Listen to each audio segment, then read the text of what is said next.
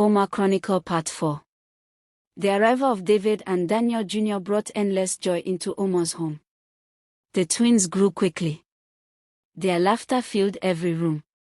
Their tiny footsteps echoed through the hallways. Their presence transformed ordinary days into cherished memories.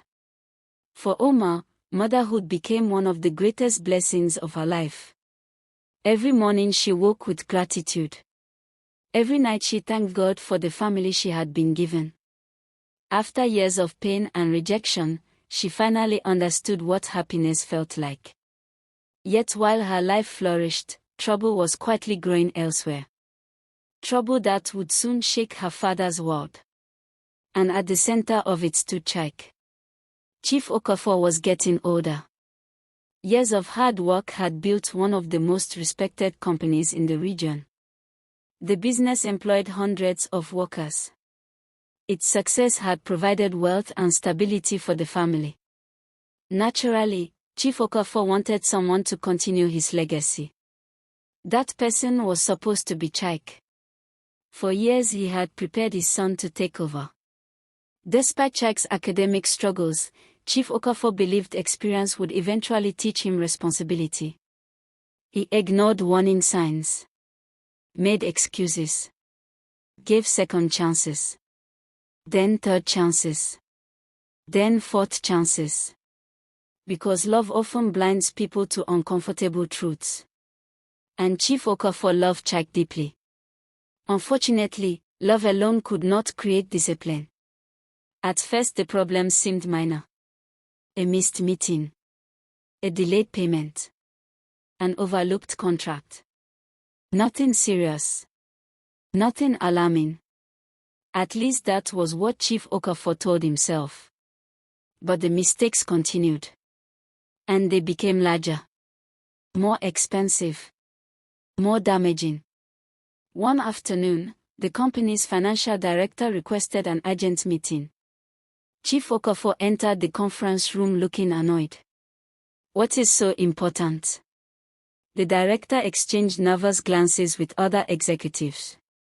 Then he slid several documents across the table. Chief Okafor examined them.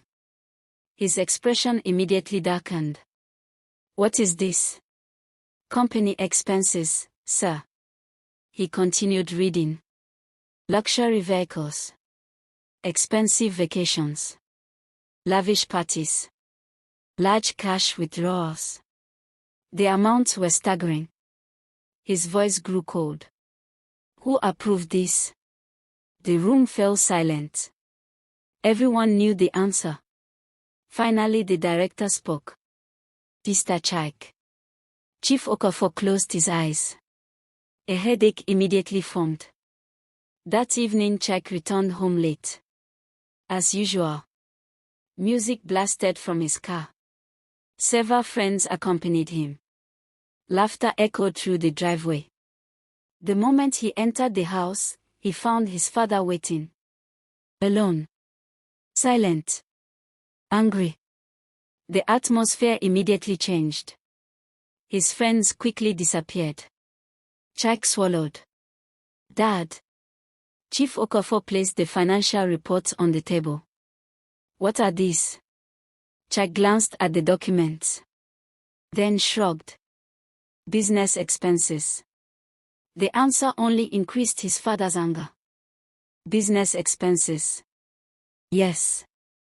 You spent millions on parties. It's called networking. Chief Okafor stared at him in disbelief. Networking. That's how business works. For a moment neither spoke. Then Chief Okafor exploded. No. The shout echoed throughout the house. Business works through discipline. Responsibility. Commitment. His voice trembled. You are treating my company like a personal bank account. Chike rolled his eyes. The gesture nearly pushed his father over the edge. Dad, relax. Chief Okafor froze. Relax. You're overreacting. The words landed like gasoline on fire. For the first time in years, father and son engaged in a serious argument. One that ended with Chike storming out of the house. Neither realized it then. But it was only the beginning. Over the following months, matters worsened. Contracts were lost. Customers left. Investors became concerned. The company's profits began declining. Senior managers repeatedly warned Chief Okafor. But he struggled to accept reality. Because accepting reality meant admitting something painful. His son was failing. The son he had defended for years. The son he had favored over Omar. The son he believed would inherit everything. One evening, exhausted after reviewing financial reports, Chief Okafor sat alone in his office. For the first time, doubt entered his mind. What if they were right? What if Chike truly wasn't capable? The thought disturbed him deeply. Meanwhile, Omar remained largely unaware of the growing crisis. Her focus remained on her family. On Daniel. On the twins. Life was busy. Until one afternoon when her phone rang. The caller ID displayed a familiar name. Chief Okafor. Omar immediately answered. Father. His voice sounded tired. Older somehow. Omar. Is everything all right? A long silence followed. Then he replied. I just wanted to hear your voice. The statement surprised her. Very few conversations between them were personal. How are you feeling? Another pause. I've been better. Concern filled her heart. Father, are you sick? No. But his voice lacked conviction. Omar frowned. Are you sure? I'm fine. Yet she sensed otherwise. Years of distance had not prevented her from understanding him. Something was wrong. Very wrong. Several weeks later, she visited the family mansion with the twins. The moment she arrived, she noticed changes. The house felt different. Quieter. The servants appeared worried. Even Chief Okafor looked different. He seemed thinner. More exhausted. Older than before. During lunch, Omar carefully observed him. He barely touched his food. His attention wandered constantly. Dark circles rested beneath his eyes. Eventually she spoke. Father. Are you all right? He forced a smile. Of course. Omar wasn't convinced. Neither was Daniel. Later that afternoon, after the children had fallen asleep, Daniel approached her. Something's wrong. Omar nodded. I know. Have you asked him? He says he's fine. Daniel glanced toward the study. He's not. The truth emerged a few days later.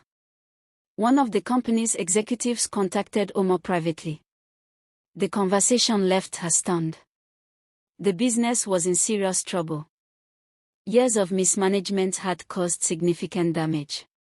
Debt was increasing. Revenue was declining. Investors were losing confidence. And much of the problem stemmed directly from Chike's decisions. Omar sat silently after the call ended. She didn't know what to feel. Anger. Disappointment. Sadness. Perhaps all three. She had spent years watching her father favor Chike regardless of his behavior. Now those choices were producing consequences. Painful consequences. Still, she took no pleasure in it. Because despite everything, Chief Okafor was still her father. And watching him suffer hurt her.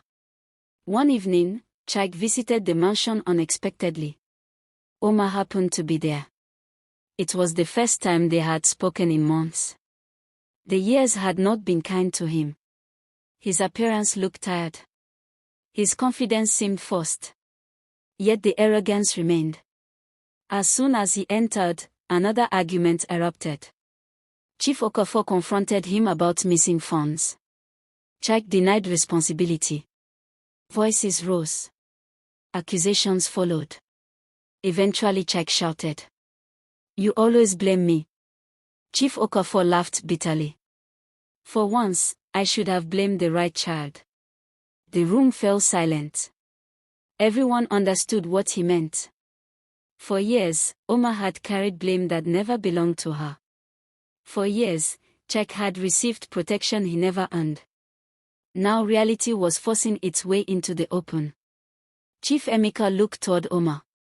For a brief moment, guilt flickered across his face. Then disappeared. But Oma noticed. And for the first time, she wondered if her father was beginning to recognize the truth. The company continued declining. And with each passing day, Chief Okafor carried a heavier burden. He worried constantly. Slept poorly. Worked harder than ever. His health began suffering. Yet he refused to slow down. Refused to rest. Refused to acknowledge his limits. Until one morning, his body finally made the decision for him. During an important meeting, Chief Okafor suddenly collapsed. News spread rapidly. Within hours, Oma received the call. The moment she answered, her heart sank. Her father had been rushed to the hospital. And his condition was serious. Very serious. As Oma rushed toward the hospital, fear gripped her heart. Whatever resentment existed between them no longer mattered. Whatever pain remained no longer mattered. Because for the first time in years, she faced the possibility of losing him. And despite everything he had done, despite every wound he had caused, she wasn't ready to say goodbye. The drive to the hospital felt endless. Oma sat in the back seat gripping her phone tightly while Daniel drove. Neither spoke much. The urgency of the situation hung heavily between them. Her thoughts raced. She remembered the day she first met Chief Okafor. She remembered the years of rejection. The painful words. The loneliness. Yet alongside those memories were others. The day he attended her graduation. The day he asked if Daniel was a good man. The day he told her she looked beautiful on her wedding day. Small moments. Tiny fragments. But they mattered. Because despite everything, he was still her father. And she loved him. Perhaps she always would. When they arrived at the hospital, the atmosphere was tense. Doctors moved quickly through the corridors. Nurses spoke in hushed voices. The smell of disinfectant filled the air. Oma hurried toward the reception desk. "My father was brought here this morning." The nurse checked her records. "Chief Okafor?" "Yes." The nurse nodded. "He is in intensive care." Oma felt her stomach tighten. Intensive care. The word sounded frightening. Too frightening. Daniel placed a reassuring hand on her shoulder. "We'll get through this." She nodded. But fear remained. Several hours later, a doctor finally emerged. The family immediately surrounded him. "Oma." "Daniel." The doctor's expression was serious. "Chief Okafor's condition is stable for now." A collective sigh of relief swept through. But the doctor continued. "He suffered severe complications caused by prolonged stress, exhaustion, and underlying health issues." The relief disappeared. "We are doing everything possible." "Will he recover?" Oma asked. The doctor hesitated. "We hope so." The answer frightened her more than a direct response would have. Late that evening, Chike finally arrived. His appearance immediately irritated several family members. While everyone else looked worried and exhausted, he appeared strangely unconcerned. "How is he?" he asked. Oma stared at him. "You took this long to come." Chike shrugged. "I had things to handle." The response shocked her. "Things to handle?" "Yes. Your father is fighting for his life." The siblings locked eyes. Years of tension resurfaced instantly. Daniel gently touched Omar's arm. She took a deep breath. There was no point arguing. The following days became a blur. Omar remained by her father's side almost constantly. Every morning she arrived before sunrise. Every night she left long after visiting hours ended. Sometimes she sat quietly beside his bed. Sometimes she read to him. Sometimes she simply held his hand. Even while unconscious, he seemed less alone when she was there. Meanwhile, Chaik's visits became increasingly rare. He often claimed to be busy. But everyone knew the truth. He simply didn't want the responsibility. Several company executives began approaching Omar directly. At first, she found it strange. Then she understood why. The company was in chaos. Chief Okafor's illness had exposed deeper problems. Many critical decisions were being ignored. Employees felt uncertain. Investors were nervous. And Chaik was nowhere to be found. One afternoon, a senior executive approached her. "Madam Omar." She looked up. "Yes. We need guidance." The statement surprised her. "I'm not involved in company operations." The man sighed. "Neither is your brother." The frustration in his voice was obvious. Omar remained silent. She didn't know what to say. As the weeks passed, medical expenses continued rising. The bills became enormous. Yet Omar paid every one of them without hesitation. Whenever an invoice arrived, she settled it immediately. Daniel supported her completely. One evening, after signing another payment authorization, Daniel looked at her. "You know you don't have to carry all this alone." Omar smiled softly. "I know. Then why are you?" She looked through the hospital window. For several moments she remained silent. Then she answered. "Because if I don't, who will?" Daniel couldn't argue. Because she was right. Chaik certainly wasn't helping. And despite everything, Omar could not abandon her father. Not when he needed her most. Nearly 2 months after his collapse, Chief Okafor finally regained full consciousness. The improvement was gradual, but noticeable.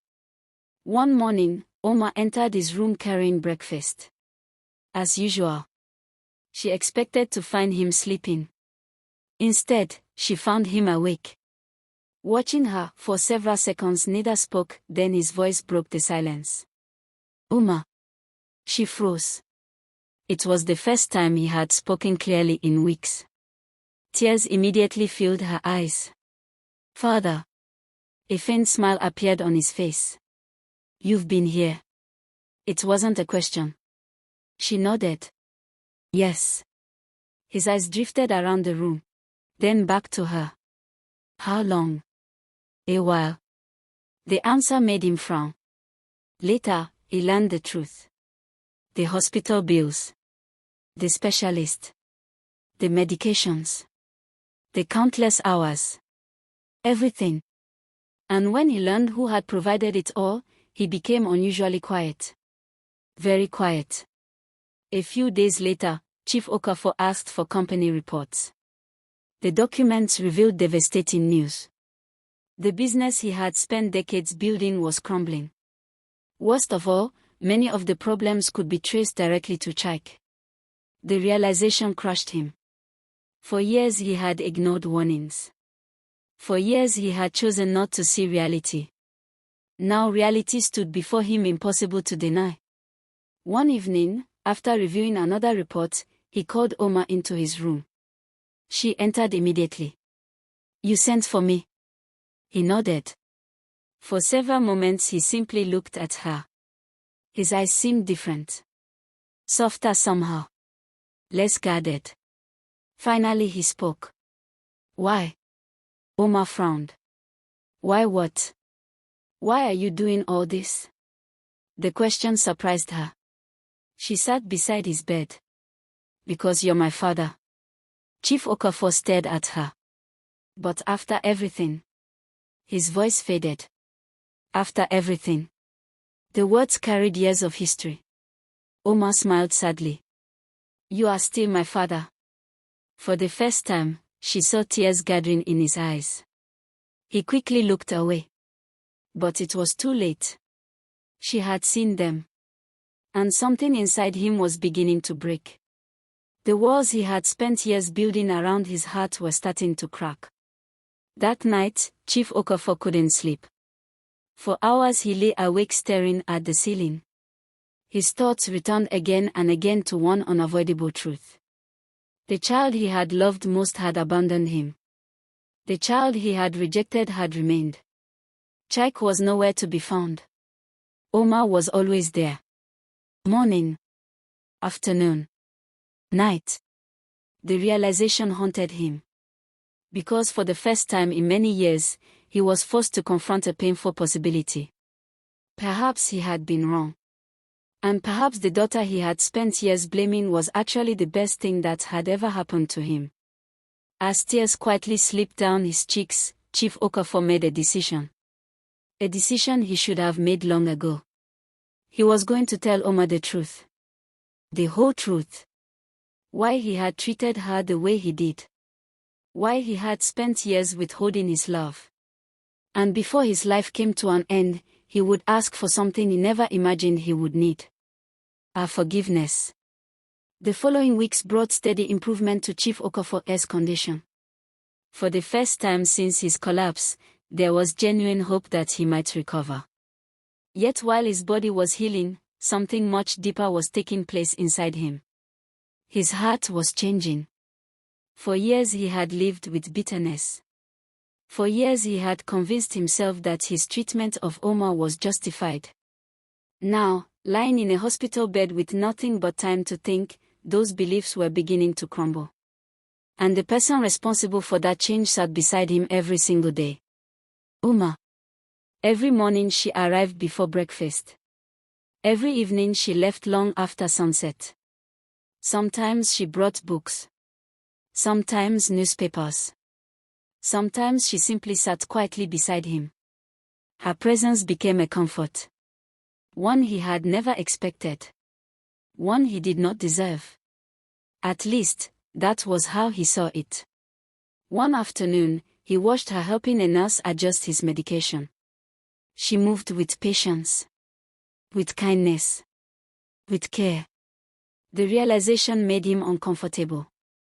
Because he knew exactly how he had treated her. He remembered every cold glance. Every ignored achievement. Every painful silence. Every opportunity he had wasted. And still she stayed. A few days later, Daniel visited alone.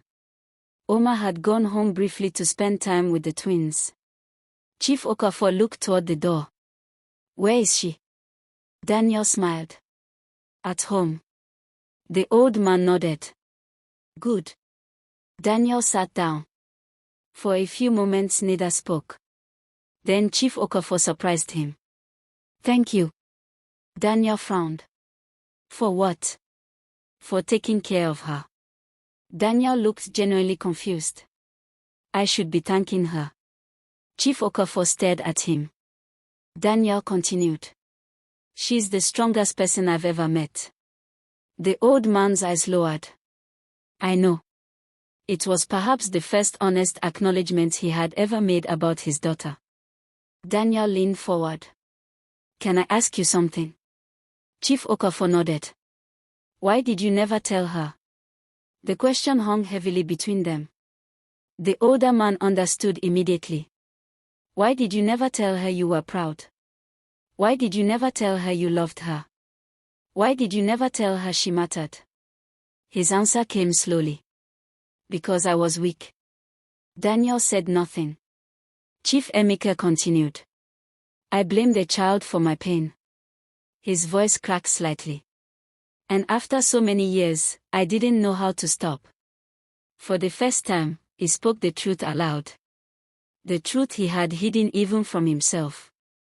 Daniel remained silent. Not judging. Not criticizing. Simply listening. And somehow that made the confession even harder. That evening, after Daniel left, Chief Okafor found himself unable to sleep. His mind drifted backward through the years. Back to the day Omar arrived at his house. The memories still hurt. Perhaps they always would. He had loved Ngozi deeply. More deeply than anyone knew. She had been his companion. His friend. His greatest source of happiness. Losing her had shattered him. But now, for the first time, he forced himself to confront an uncomfortable truth. Ngozi's death was not Omar's fault. It never had been. Omar had not caused the affair. Omar had not hidden the truth. Omar had not chosen the timing. She had simply been a frightened teenager looking for her father. Nothing more. Nothing less. And for years he had punished her for that. The realization filled him with shame. The next morning, Omar arrived carrying breakfast. As usual. She smiled. "Good morning, father." The simple greeting struck him unexpectedly. There was affection in her voice. Real affection. Even now. After everything. Chief Okafor looked away briefly. Then cleared his throat. "Good morning." Omar sat beside him. They discussed ordinary things. The twins. The weather. The doctors. The company. Normal conversation. Yet beneath it all, Chief Okafor felt growing pressure. There were things he needed to say. Things he should have said years ago. The words remained trapped inside him. Several days later, another setback struck. The company reports continued worsening. More assets had disappeared. More money had been wasted. When investigators reviewed recent transactions, the truth became impossible to deny. Chike had sold several family properties without proper authorization. The money was gone. Chief Okafor sat silently after reading the report. His hands trembled. Not from illness. From heartbreak. He had sacrificed decades building that empire. And now his own son was destroying it. When Chike finally visited the hospital, the confrontation was inevitable. The moment he entered the room, tension filled the air.